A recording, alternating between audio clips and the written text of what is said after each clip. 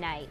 Well, after voting in favor of similar bills, Senator Ron Alting says he will now vote against a proposed constitutional ban on same-sex marriage. At a legislative breakfast today, Alting passionately told constituents why he's choosing to do so. As News 18's Kelly Roberts reports, Alting says the reason is the voters.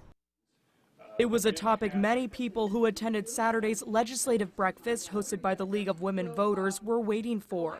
And a few minutes into the meeting, it was asked. Attendees got to write down questions for local legislators, which included Republican Senator Ron Alting.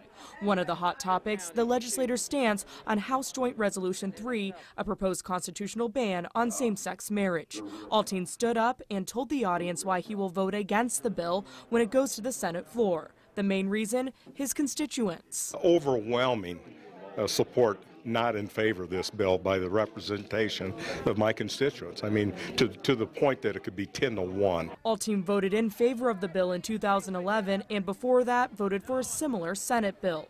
He says more people have emailed him and pulled him aside to voice their disapproval with the bill since 2011. There's no ego here that, well, I voted in favor of it 2 years ago, so I'm going to railroad it through now on any issue.